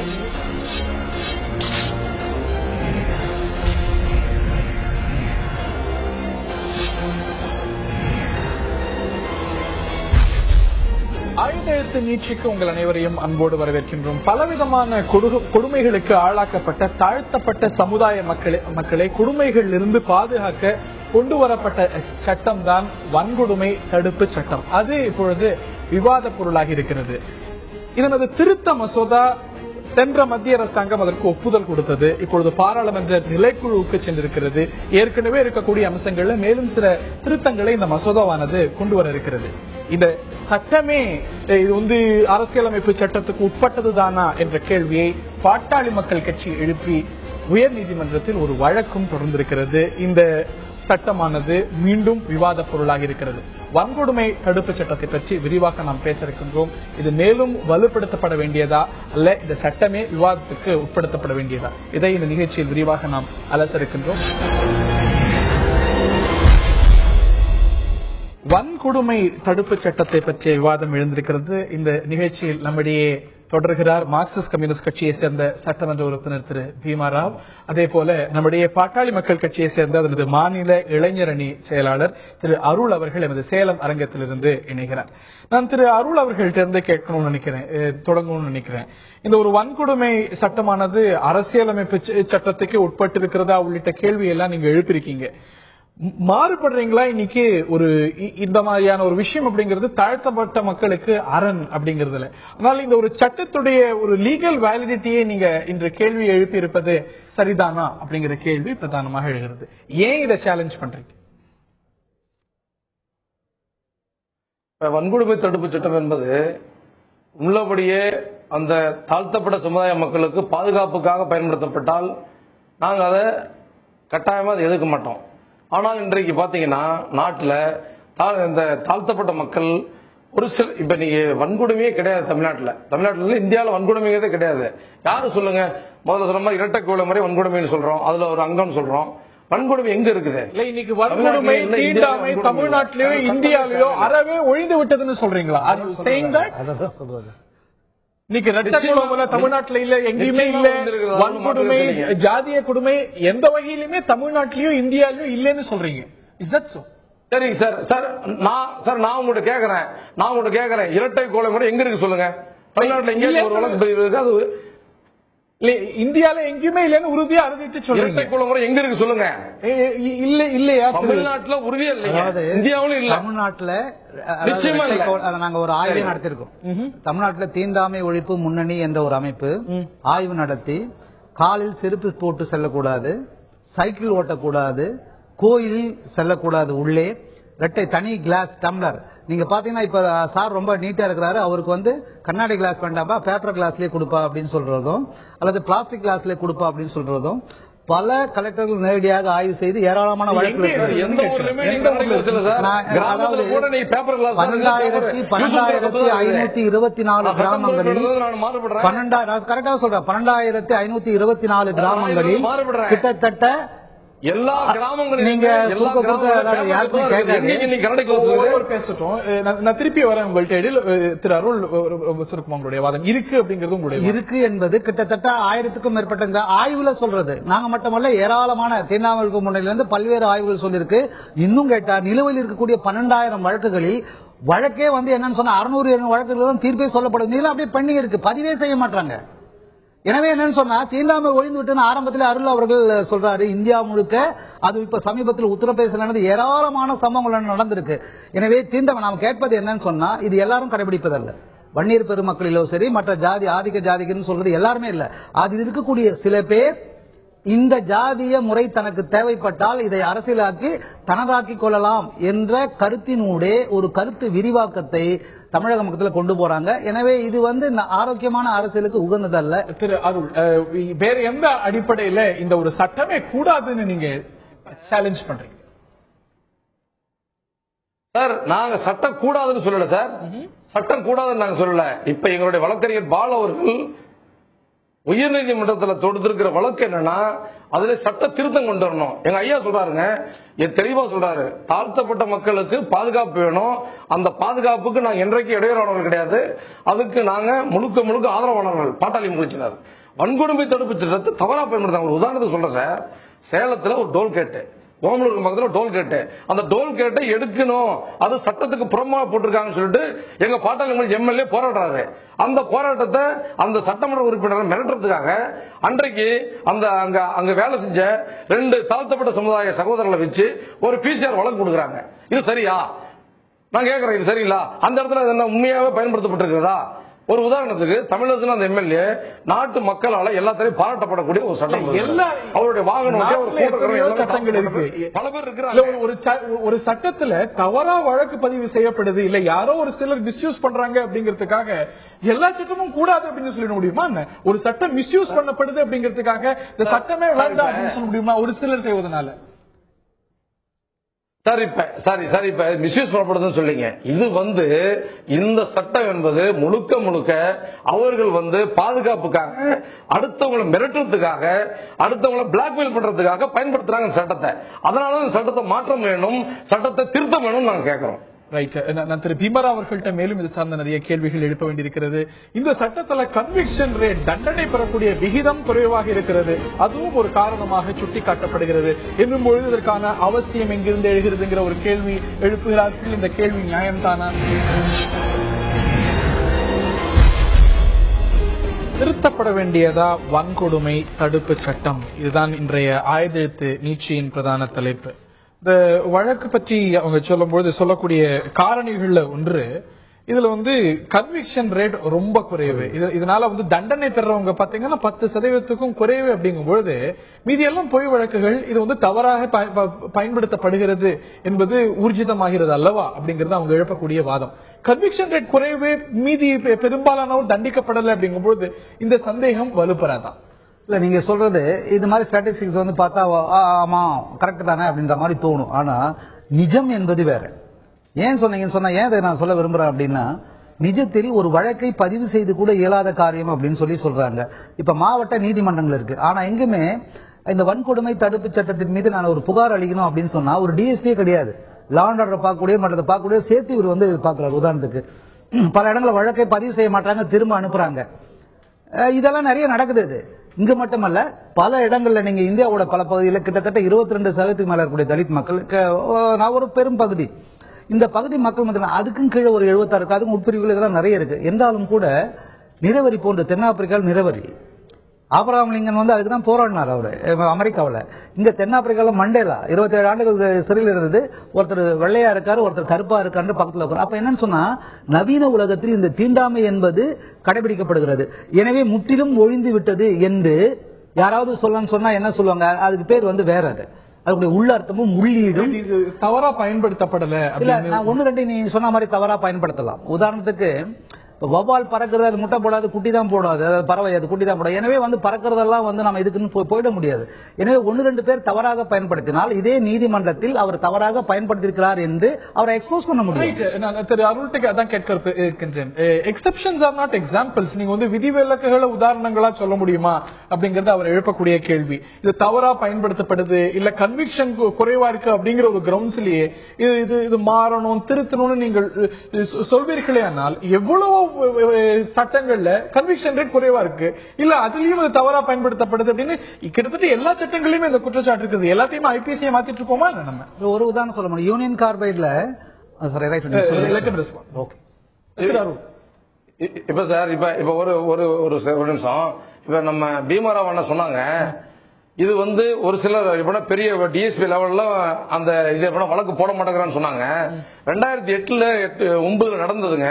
சேலத்துக்கும் பக்கத்தில் இருக்க தருமபுரி மாவட்டம், அங்க நாகராஜன் சொல்லிட்டு மாவட்ட ஆட்சித்தலைவர் பொறுப்பில் இருந்தாரு, இன்சார்ஜ் டிஸ்ட்ரிக்ட் கலெக்டர். அவரு பேர்ல இந்த பிசிஆர் சட்டம் போடப்பட்டு வழக்கு பதிவு செய்யப்பட்டு அவர் ஜாமீன் பெற்றது. இது வரலாறு.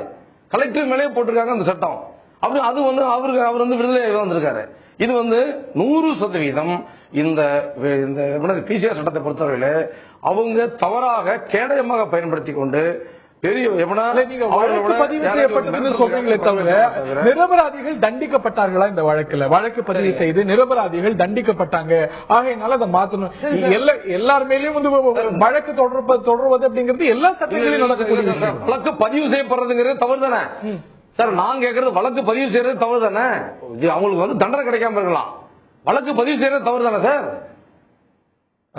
அதாவது நம்ம என்ன சொல்றோம் சொன்னா, அதாவது மேம்போக்க நம்ம ஒரு விஷயத்தை பண்ண முடியாது. அரசியல் சட்டத்தின் 14வது இருந்து 21வது பிரிவு வரையில் ஒரு மனிதனுக்கு சம உரிமை, அவர்கள் விரும்பிய ட்ரெஸ் அணியலாம். அதனால அது வந்து மற்றவங்களுக்கு எரிச்சல் ஊட்டுற மாதிரி இருக்கக்கூடாது. இப்ப கூட வேட்டிக்காக நம்ம வந்து சட்டமன்றத்தில் கூட எனானிமஸா நம்ம கொண்டு வந்து அதுக்காக கூட வந்தது.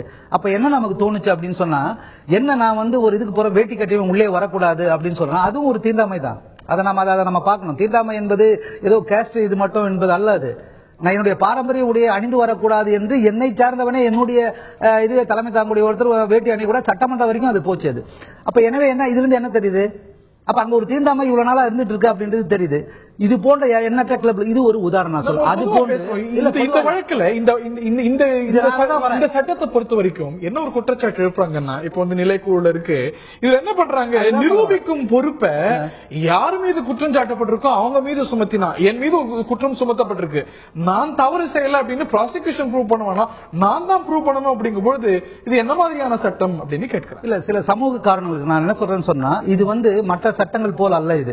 இதுக்கு விசேஷமாக பாராளுமன்றத்தில் சட்டம் வருவதற்கு காரணம் என்ன அப்படின்னு சொன்னா, ஒரு நாட்டின் ஒரு மனிதனை உலகத்தில் எந்த மூலை முடுக்கில் இருந்தாலும் சரி, இப்ப இன ரீதியாக நடக்குது, ரேசஸ் இது ரீதியாக நடக்குது. இப்ப உதாரணத்துக்கு ஆஸ்திரேலியாவில் வந்து இந்தியன்ஸ் வந்து கொல்லப்படுறான், ஏன் கொட்டா இதுன்னு. அதே மாதிரி அமெரிக்காவில் டர்பன் கட்டிந்தா வந்து ஷூட் பண்றா, நிறைய நடக்குது.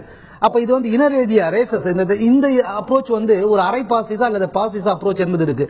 இதை உலக நாடு முழுக்க கண்டிக்கிறேன். அது மாதிரி ஒரு சொந்த நாட்டில் தன்னுடைய சொந்த சகோதரனை தொடத்தகாதவன், அதாவது அவனை தொட முடியாது என்று சொல்லும் போது அதற்கு என்ன இருக்கு, பாலியல் பலாத்காரங்கள் இருக்கு. நான் சொல்ற மாதிரி இரட்டை கொலை முறை இருக்கு, சுடுகாடு வேண்டும் என்று எண்ணற்ற போராட்டங்களுக்கு என் வழியா வந்து பாடி எடுத்துட்டு போக கூடாதுன்னு சொல்லி, இதெல்லாம் ஏராளமான ஒண்ணு இல்ல. நீங்க ஒரு மாசம் நடக்குதா இல்லையாங்கிறது விவாதத்துக்குரிய விஷயம். நடக்குது அப்படின்னு நீங்க ஆதாரப்பூர்வமா சொல்றீங்க. ஆனா இந்த சட்டத்தில் இருக்கக்கூடிய கடுமைகள் இல்ல, கடுமைகள் ஏன் சொல்றாங்க சொன்னா, இப்ப உதாரணம் மரண தண்டனை எடுத்துப்போங்க. மரண தண்டனை கூட என்ன சொல்றாரு, வேணாம் சொல்றான். ஆனா என்ன சொல்றான், ரேர் அண்ட் ரேர் கேஸ், அதாவது ரொம்பவும் அரிதான வழக்கில் மரண தண்டனை வேண்டும் அப்படின்னு நம்ம சொல்றோம். காரணம் என்ன, ஒரு 7 வயது சிறுமியை 4 பேர் சேர்ந்து பாலியல் வன்முறை செய்யும் போது அது வந்து ஏற்றுக்கொள்ளக்கூடியது அல்ல. அது போல தீண்டாமை என்பது ஏன், அதாவது அந்த சட்டத்தை வந்து நிரூபிக்கிற கடமை எனக்கு இருக்கு அப்படின்னு சொன்னா, ஏழை எளிய மக்கள் இதுல என்ன வேடிக்கை அப்படின்னு சொன்னா, பிற்படுத்தப்பட்டவரோ அல்லது தலித்தோ வறுமை கோட்டுக்கு 2 பேரும் இந்த ப்ராசிக்யூஷன் தானே செய்யணும். ஆனா வந்து பர்டன் ஆஃப் ப்ரூஃப் நிரூபிக்கும் பொறுப்பு நீங்க வந்து அக்யூஸ்ட் கொடுத்தா நீங்க கரெக்ட்னு சொல்ல முடியாது. யார் வேணா இப்ப சொன்னாரு, நிரபராதிகள் வந்து விடுவிக்கப்படுவாங்க, அதுல ஒன்றும் பெரிய விஷயமே கிடையாது. உதாரணத்துக்கு வந்து பல வழக்கில் யூனியன் கார்பைடு ஒரு எடுத்துக்கலாம், அது வந்து தீண்டாமை கூட இல்ல. ஆனா இந்தியாவில் பல ஆயிரம் பேர் செத்தது அவர் மீது ஒரு சின்ன நடவடிக்கை இல்ல. ஆனா செத்தது இல்லன்னு ஆயிடுமா? சார் இப்ப அரியன் சார், இப்ப அண்ணன் பீமாராவன் சொன்னாங்க, பாலியல் பலாத்கார வழக்கெல்லாம் ஒப்பிட்டு பேசினாங்க. கடந்த ஆண்டுக்கு முதல் ஆண்டு இங்க சேலத்துல அரியாவட்டம் ஒரு ஊருங்க, ஒரு குழந்தை 7 வயசு குழந்தை, அந்த குழந்தைய ஒரு ஆசிரியர் அந்த பள்ளியில படிக்கிற குழந்தைய கற்பழிக்கிறான், பாலியல் கலாச்சாரம் பண்றான். அதை போய் நாங்க போய் தட்டி கேட்கறோம். உடனே எங்க மேல பிசிஆர் வழக்கு கொடுத்து வந்துட்டான். இன்னொன்னு சார் அவர் சொன்னாரு, வறுமை கோட்டுக்கு கீழ் இருக்கிறவங்க பணம் உடனே அவங்களுக்கு கிடைச்சிடும். 27 ரூபாய் பணம் கிடைச்சிடும் சார். சார் இப்ப நான் பீமாராவ் அவர்களை பொறுத்தவரையில அவர் வந்து ஒரு பொது உடைமைவாதி. நாங்க சொல்றது சென்னையில இருந்து நாங்க அரசியல் பண்றவங்க இல்ல, கிராமத்துல இருந்து நாங்க பாக்குறோம். இதனுடைய கொடுமைகள், நேரடியான கொடுமைகளை அதிகமா அனுபவிக்கிறது, வேதனை அனுபவிக்கிறது நாங்க தாங்க. கிராமத்துல கோயம்புத்தூர்ல போய் கட்ட தெரியும், சேலத்தை கட்ட தெரியும், தருமபுரி கட்ட தெரியும், சென்னையில அவருக்கு ஒன்றும் தெரியாதுங்க. ஏன்னா நகர்ப்புறத்தில் இருக்கிறதுனால இந்த கொடுமை நேரடியாக அவர் எந்த அனுபவம் பாதிப்பும் அவருக்கு இல்ல. ஆன காரணத்தினால நிச்சயமா சார் அதே கிராமங்கள்ல தாழ்த்தப்பட்ட மக்களுக்கு வன்கொடுமைகளை நடக்கிறது இல்ல அப்படின்னு நீங்க வந்து எந்த புள்ளிவரத்தின் அடிப்படை நீங்க ஒரு புள்ளிவரம் கேட்கறீங்க? எங்க தீண்டாமை உறுதியா இல்ல சார், உறுதியா இல்ல ஜாதி பேர் சொல்லி திட்டுறதோ இல்லன்னா ரெட்டக்கோள முறையோ இல்லன்னா எந்த வகையிலுமே வந்து ஒரு தாழ்த்தப்பட்டவர்களுக்கான கொடுமை வந்து இந்தியாலயோ தமிழ்நாட்டிலயோ இல்லவே இல்லை, அது ஒழிஞ்சே போயிடுச்சுன்னு சொல்றீங்களா? உறுதியா நிச்சயமா இல்லைங்க. நிச்சயமா சார், நான் என்ன சொல்றேன், ஒரு பொது வாக்கெடுப்பு நடத்துங்க மக்கள்கிட்ட, ஒரு பொது வாக்கெடுப்பு நடத்துங்க சார். நாங்க கேட்கிற பொது வாக்கெடுப்பு மக்கள்கிட்ட பொது வாக்கெடுப்பு நடத்துங்க. அதற்கான அவசியம் எங்கிருந்து வந்தது? தேவையில்லைன்னு மக்கள்கிட்ட பொது எல்லா ஐபிசில ஒவ்வொரு சட்டத்துக்கும் ஐபிசி ஆகட்டும் இல்ல ஒவ்வொரு சிறப்பு சட்டத்துக்கும் பொது வாக்கெடுப்பு நடத்தலாமா? அதுதான் உங்களோட நிலைப்பாடா? சார் ஒன்னே ஒண்ணு நான் சொல்றேன் நினைக்கிறேன். இது மிகப்பெரிய சட்டம் சார். சார் இது மிகப்பெரிய சட்டம், இது மிகப்பெரிய பாதுகாப்பு. அருள் சார், நான் ஒன்னு சொல்ல நினைக்கிறேன். ஏன்னா இது நம்ம எந்தெந்த கிராமம் பட்டியலிட முடியும், டைம் எடுத்துக்கலாம். ஒரு உதாரணத்தை நேரடியாக சொல்ல நினைக்கிறேன். மதுரையில் இந்த தீண்டாமை சுவர் மிகப்பெரிய அளவில் இருந்ததை கடந்த கவர்மெண்ட்ல உடைக்க வேண்டும் என்பதற்காக மிகப்பெரிய போராட்டம் நடத்தி பிரகாஷ் காரத் நேரடியாக அங்க வந்தார். எங்க? மதுரைக்கு நேரடியாக வந்த பேர் அந்த தீண்டாமை சுவர் உடைக்கப்பட்டது. சுவர் சொல்ற அங்க இருக்கக்கூடிய மரத்தடியில் நிற்கக்கூடாது என்று, மரத்தடியில் பஸ் ஸ்டாண்டு கட்ட வேண்டும் என்று எங்க எம்பி டி.கே. ரங்கராஜன் ஃபண்ட் அனுப்பினா அது கூட கட்ட மறுக்கிற அந்த கவர்மெண்ட். இன்னொன்னு சொல்ல முடியும், நான் இது சொல்ல, காஞ்சிபுரம் மாவட்டத்தில் மதுராந்தக பக்கத்தில் இருக்கக்கூடிய ஒரு பொன்னேரி கிராமத்தில், திருவள்ளூரில் நிறைய இடங்களை என்னால சொல்ல முடியும், பட்டியலிட முடியும். அதெல்லாம் பிரச்சனை. நான் என்ன சொல்றேன்னு சொன்னா, ஒரு குறிப்பிட்டவர் தலித்தில் அது போன்ற பிரச்சனையில் ஈடுபடுகிறார் என்றால் அவரை மக்கள் முன்னாடி இவர் இந்த சட்டத்தை தவறாக பயன்படுத்துகிறார் என்று அவரை அடையாளம் காட்டுவது என்பது வேறு. பல கோடி மக்களுக்கு பயன்படுத்தக்கூடிய ஒரு சட்டத்தை, உதாரணத்துக்கு 69% இடஒதுக்கீடு இந்தியாவில், இதை எதிர்த்து ஒருத்தர் சுப்ரீம் கோர்ட்ல வழக்கு தொடர்ந்திருக்காரு. ஆனா தமிழகம் என்பது சமூக நீதிக்கு பெயர் போனது. பெரியார் அவர்களும் அண்ணா அவர்களும் இடதுசாரிகளும் மற்ற பல்வேறு கட்சிகள் பாதுகாத்து உருவாக்கப்பட்ட 69% இடஒதுக்கீடை ஒருவர் வேண்டாம் என்று சுப்ரீம் கோர்ட்ல சொன்னா, ஆமாம் நாங்கள் எல்லாம் சமமாகிவிட்டோம், எங்களுடைய பிள்ளைக்கு இடஒதுக்கீடு தேவை என்று தைரியமாக ஒரு நபர் தமிழ்நாட்டில் சொல்ல முடியுமா? திரு அருள்கிட்ட இதை தாண்டி இன்னொரு கேள்வியை நான் கேட்க இருக்கின்றேன். தமிழ்நாட்டுல தீண்டாமையே இல்லை, இந்தியாவில எங்கேயுமே இல்லைன்னு சொல்றீங்க. நீங்களே தான் இந்த புள்ளிவரத்தை நீதிமன்றத்திலையும் பொது தளங்களிலும் சொல்றீங்க. கன்விக்ஷன் ரேட் குறைவு 10% கீழே இருக்கு அப்படிங்கிறீங்க. குறைவுன்னு சொல்றீங்களே தவிர இல்லவே இல்லைன்னு சொல்றீங்களா? இந்த கன்விக்ஷன் நடக்குது என்னும் பொழுது இது இருக்கு என்பதுதானே ஆதாரம். இப்ப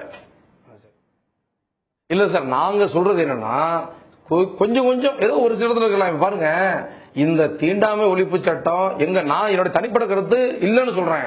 எங்க ஐயா பாட்டாளி மக்களுக்கு எங்க ஐயாவும் சின்னையாவும் சொல்றது என்னன்னா, தீண்டாமை ஒழிப்பு சட்டத்துல, இந்த வன்கொடுமை தடுப்பு சட்டத்துல திருத்தம் கொண்டு வரணும்னு சொல்றோம். நாங்க பாருங்க, உயர்நீதிமன்றத்துல வழக்கு தொடுத்த வழக்கு என்ன மாதிரியான திருத்தத்தை நீங்க முன்மொழிங்க? தவறா பயன்படுத்தக்கூடாது, இதை வந்து தவறா பயன்படுத்தக்கூடாது. இப்ப ஒரு உதாரணத்துக்கு சார், காவல்துறை அதிகாரி, அதை நான் முதல்ல சொன்னேன், ஒரு கலெக்டர், இன்னொன்னு உச்சகட்டமா பாருங்க, உயர்நீதிமன்ற நீதிபதி ஒருவர் ஒரு வழக்கு தொடுக்கிறார், ஒருத்தர் மேல பொய்யான வழக்கு போடுறாரு. இது பாருங்க எவ்வளவு பெரிய கொடுமை. எனக்கு ஒரே ஒரு விஷயம் மட்டும் சொல்லுங்க. இந்திய அரசியலமைப்புல தவறா பயன்படுத்தப்படாத சட்டம் அப்படின்னு சிலதை பட்டியலிடுங்க. ஒரு குற்றச்சாட்டு சொல்லப்படுகிறது, அது நிரூபிக்கப்படலைன்னா அது தவறான குற்றச்சாட்டு. சட்டமே தவறானது அப்படின்னு ஆயிடுமா? எவ்வளவு பிரிவுகளின் கீழ் ஐபிசியில பதிவு செய்யப்படுகிறது. ஐபிசியே தவறு, ஐபிசியிலே திருத்தம் கேட்பீங்களா? இல்ல, நான் சொல்றது தவறா பயன்படுத்தப்படுறது எந்த சட்டம்? எல்லா சட்டம் தவறா பயன்படுத்தப்படுது. அதிகப்படியா தவறா பயன்படுத்தப்படுறது வன்கொடுமை தடுப்பு சட்டம். அதிகப்படியா தவறா பயன்படுத்தப்படுறது வன்கொடுமை தடுப்பு சட்டம். அதனாலதான் இதுல மாற்றம் வேணும்னு நம்ம கேட்கிறோம்.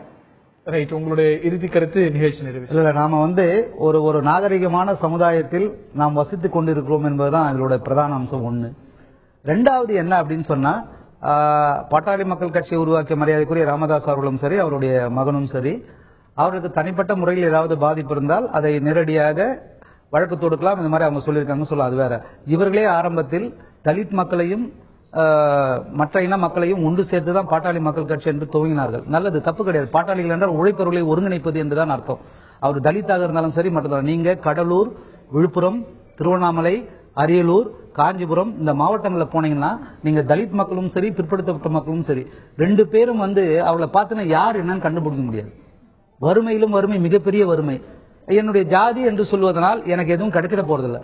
அப்போ உழைக்கும் மக்களுடைய மோதிக்கொள்வதனால் தமிழகம் முன்னேறுவது தடைபடுகிறது. இன்னொன்னு என்னன்னு சொன்னா, அரசியல் நடத்துவதற்கு நமக்கு ஏராளமான வழிமுறைகள் இருக்கிறது. எனவே இந்த சட்டத்தை, பிசிஆர் ஆக்டை தவறாக பயன்படுத்துபவர்களை அடையாளம் காட்டி இவர்கள் தான் அதற்கான சாத்தியக்கூறுகள் நிறைந்தது இந்த சட்டம் அப்படின்றார்.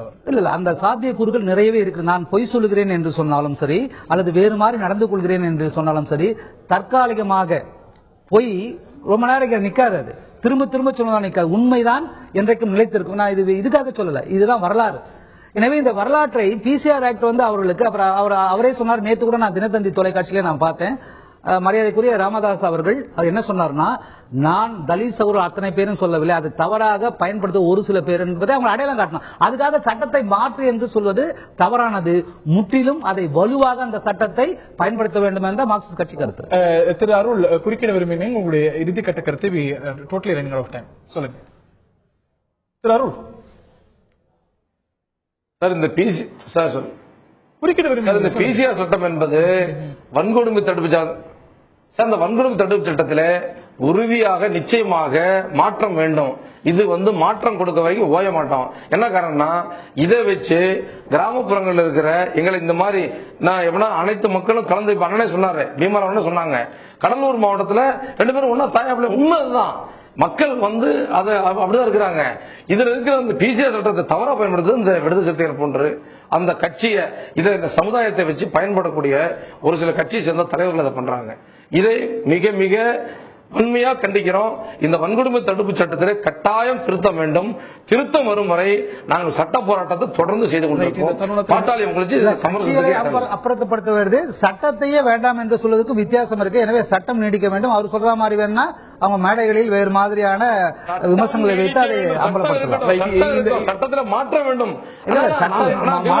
ஒரு தனி விவாதம் சட்டத்தில் மாற்ற வேண்டும் என்பது எங்களுடைய நண்பர் அருள் அவர்களே. அது வந்து சட்ட மாற்றம் என்பது நமக்கு, சட்டம் என்பது நமக்கு உரிமை. எனவே நீங்க அதை மாத்தணும் சொன்னா இந்தியன் பீனல் கோட்ல இருக்கக்கூடிய அத்தனையெல்லாம் மாற்றுவது வந்து சாதாரண நிகழ்ச்சி நிறைவேற்றதாக வேண்டும் என்ற ஒரு தரப்பும், இது வந்து மிஸ்யூஸ் செய்யப்படுகிறது அப்படின்னு ஒரு தரப்பும், இல்லை இல்லை இது வலுப்படுத்தப்பட வேண்டிய ஒரு சட்டம். நிச்சயமாக இதில் வந்து இனி ஏற்கனவே ஓட்டைகள் இருக்கிறது, அவற்றையெல்லாம் வலுப்படுத்த வேண்டும். தாழ்த்தப்பட்டவர்கள் தொடர்ந்து பாதிக்கப்படுகிறார்கள் என்னும்பொழுது வலுப்படுத்தத்தான் வேண்டுமே தவிர திருத்தப்படக்கூடாது, வலுவிழக்க செய்யக்கூடாது என்று இன்னொரு தரப்பும் சொல்கிறது. எது சரி? இது விவாதத்தை கிளப்பியிருக்கிறது இந்த வழக்கு என்பதுதான் உண்மை. இது வந்து பாராளுமன்றத்துடைய நிலைக்குழுவிலும் திருத்த மசோதாவானது இருக்கிறது. மத்திய அரசாங்கம் என்ன செய்ய இருக்கிறது? இந்த திருத்த சட்டம் நிறைவேறுமா? எவ்வளவு வலுவாக நிறைவேறும்? அல்ல இந்த கோரிக்கைகள் ஏற்கப்படுமா? பொறுத்திருந்து நான் பார்க்க வேண்டும். நிகழ்ச்சியில் பங்கு பெற்ற திரு பீமராவ் அவர்களுக்கும் திரு அருள் அவர்களுக்கும் பார்த்த நேயர்களுக்கும் நன்றி கூறி விடைபெறுகின்றோம். வணக்கம்.